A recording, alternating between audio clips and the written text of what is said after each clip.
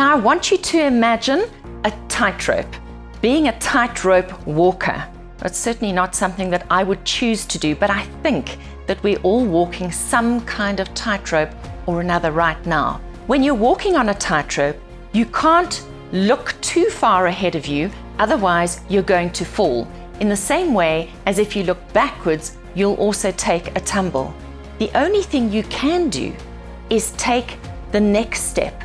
Focus on the next step and the next breath and the next and the next. And in that way, you will get to the end safely. So how do you slow down to now? Here's your solution. Every week you need to do a check-in with yourself, and you only need to focus on last week and next week.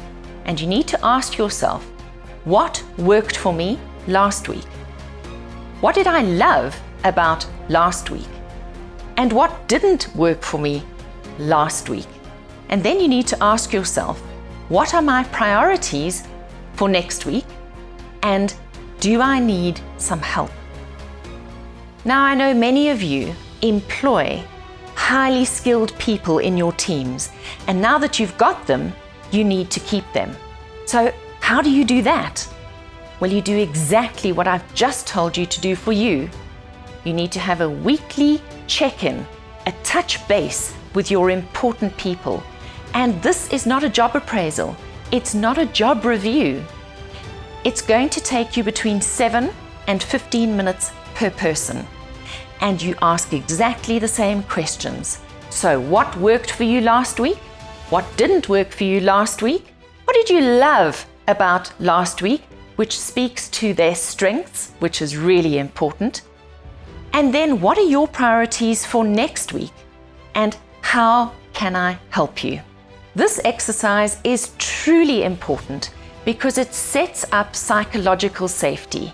And 2 decades of research are telling us that that psychological safety is the thing that keeps people in their jobs more than a salary. And it's made up of people being seen by their leader, by focusing on their strengths and by focusing their work, by knowing who they are and what they're good at, and then showing that you care for them. These are the 3 things it's really important to convey in your interactions with every single staff member on your team if you want to retain them for longer.